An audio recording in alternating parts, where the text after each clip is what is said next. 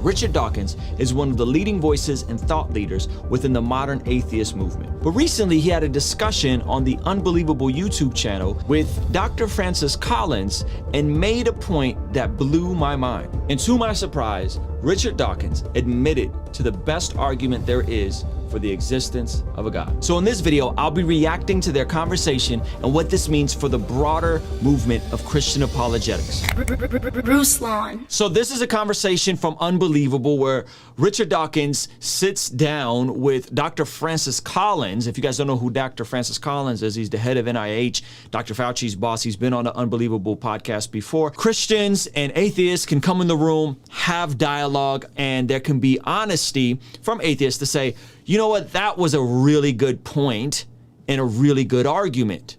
And I appreciated this about Richard Dawkins. So I'm gonna play this clip for you guys, react to it, and I think it's very, very, very, very, very telling in terms of just his maturity and ability to concede that, man, this is a great argument for God. Let's jump right in. The origin of the physical constants. Now that's getting warm, that's getting close to a good argument. Okay, so he says you're getting warm, you're getting close to a good argument. He's gonna kind of unpack this further, and look at Dr. Francis Collins' face light up here. Unlike the morality one. Unlike the morality one, he feels like arguing the fact that there is morality, there is absolute right or wrong, is not a great argument for God. That's an argument that I've used. That's an argument that Dr. Frank Turek's used. So this is an approach in classical apologetics. Some folks will use a different type of apologetics, presuppositional, where you are just kind of appealing to the word of God written on people's heart. This is more of a classical where let me take you first from atheist to theist or atheist to deist, and then let me take you from there to Christian theist and then to Christian and accepting Jesus. So let's keep watching. Is that mainly because it is essentially a scientific argument? No. That's it's obviously much more, the area difficult than you're that. happiest with. It's that the physical constants, things like the speed of light, gravitational constant, and strong and weak force and things. Physicists agree, most physicists agree, that if you change any of those constants by even a very, very small amount, then we don't come into existence. Mic drop. Richard Dawkins just said that physicists agree that if you tweak one little thing about the universe, that humans don't come into existence. This, friends, is called the fine-tuning of the universe argument. The universe doesn't come into existence. They have to be like that in order for galaxies to form, for stars to form, for chemistry to form, actually. And then for the prerequisite for life to evolve needs that as well. So that's the nearest approach to a good argument. By the way, I want to be very careful about this because I once said that. I like that he said that, and then he gives a caveat. He's like, man, that's a good argument.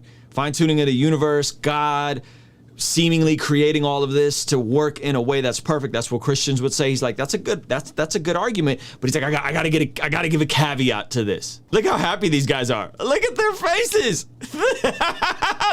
This face right here with the eyebrows, just showing all of his teeth. This is a hilarious picture. I'm not going to mention the name of the man I was having a debate with. He seized onto that later, and then I think a couple of days later, he went up to Scotland and said, "Dawkins is a convert." He's or not quite that. So he's not saying that I'm a convert. He's not saying I believe in a God yet. He's just saying this is the best argument that there could be or is a God. I think you gave an inch and he took a mile. Exactly. Yes. I'm very familiar with this argument as well. Often called the argument for God from fine tuning. It's essentially a design argument. It's saying, look at the extraordinary fine tuning of these initial constants of the universe. If they differed from their actual value just a tiny bit, we wouldn't have a universe capable of producing life. And yet here we are. It needs an explanation. One of the explanations on the table is a designer behind the whole thing. And when you look at the that's a fair argument, right? Fine-tuning of the universe. There had to be a designer. Who is that designer? We would say God. That doesn't mean someone becomes a Christian, and we're going to get to that here in a second. So, because just follow along, watch till the end, because I'm gonna tie it in for all you guys that are like, what do you mean? How? Watch. extraordinary numbers we're talking about, you can see why it does, even for someone like you, Richard, you'd say that if there were an argument, it might be this one. And actually, I've heard many other atheists say that. Peter Milliker, I think Hitchens, all said, okay, that might be the one if you were going to, crack the door open a little bit. I think what you were coming to, Richard, is why you still think this is, you're still essentially pointing to a gap and filling it with God. Is that your problem because with it seems this? to me all you're doing is pushing it back a stage, and you've still got to explain God. Right. You're saying we need an explanation for the fine-tuning, and so we postulate a fine-tuner, but you haven't explained anything. I mean, you simply invented. Okay. You've magicked away the problem. And this is... You've magicked away the problem. No, we're saying the problem is too complicated for there to not be a designer, because it couldn't have came from chaos and randomness and nothing. It had to have been the Sky Daddy. This has been one of your key arguments in your books, Richard. Just positing God just leaves you with something more complex to describe something more complex. There's that. But yeah. I think... But also, yes.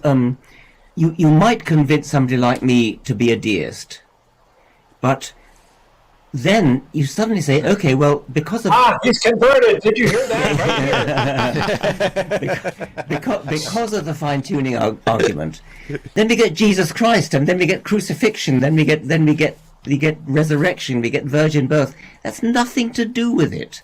I mean, that's a positively dishonest way of smuggling in what you really want. Well, not you, but I mean what some Christians really want, which is you cannot do that. I mean, you've got either you're going to stick with a fine-tuning argument, which is a good argument, or you've got to produce a really good argument for Jesus. But don't think that because you've convinced somebody by the fine-tuning argument to be a deist, that therefore he's then got... I got you, Richard Dawkins. To believe in Jesus. I got you, Richard Dawkins. Here we go. If God created the universe, that is a miracle.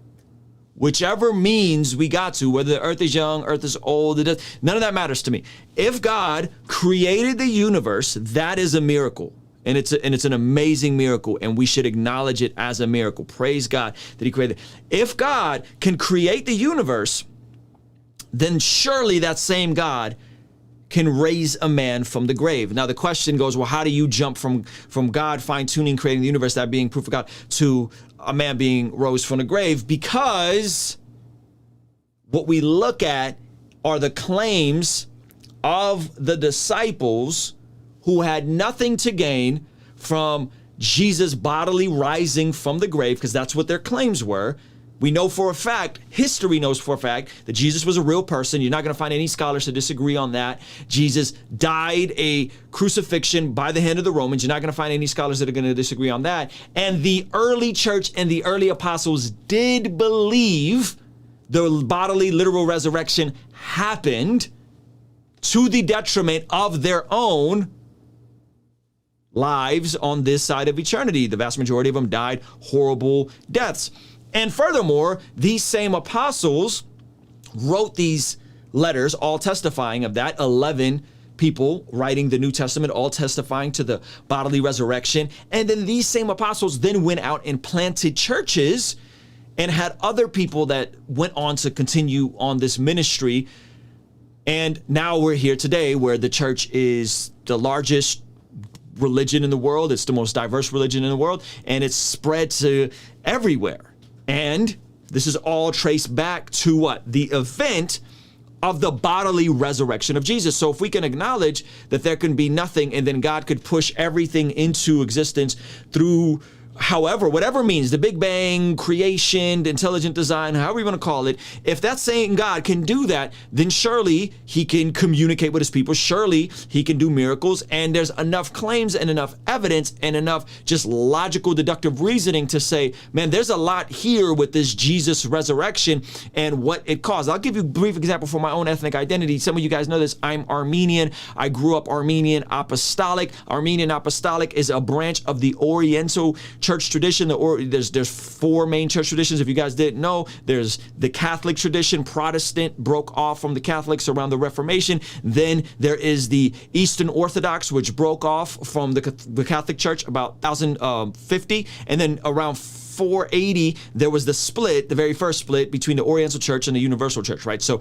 everything was one church, and then they split. And so now in the Oriental Church, you got the Armenian Apostolic tradition, the Ethiopian Apostolic tradition, the Coptic Apostolic, the Coptic Church, so on and so forth. So in our context, we can trace our lineage all the way back to the Apostle Bartholomew and Jude, who went to Armenia, preached the gospel, got martyred, and we literally, my people literally didn't have a written language. And the reason why we got a written language hundreds of years later was because they wanted to translate the Bible into Armenian, that they developed an alphabet and a written language in Armenian. So much of Armenian history is overlapping with church history. And I think sometimes when we make these arguments, we ignore the fact of how wide and how robust this is. So again, simple argument, hey, fine-tuning of the universe proves that there's a designer, someone had to be behind that. And then if we can connect to the resurrection, the bodily resurrection, which I think there's more than substantial evidence that split the history in two, that like rocked everything, that there was multiple movements started. And I think if we're looking at that, that is a great tie-in to why Jesus. How do you take somebody from being a deist, as Richard Dawkins acknowledged, to becoming a Christian? Is the resurrection, and the scriptures just testify of the resurrection. And because we trust the resurrection happened, and because we trust that there is a creator, therefore we trust that the scriptures testify and are authoritative and inspired to show us the full, complete gospel of this conversation. And so I appreciated this entire dialogue that they had. I recommend you guys go watch the full thing. And if you guys want to hear of a time where another atheist was very honest that there's more than enough evidence to support there being a God, check out this video over there. All right? Peace.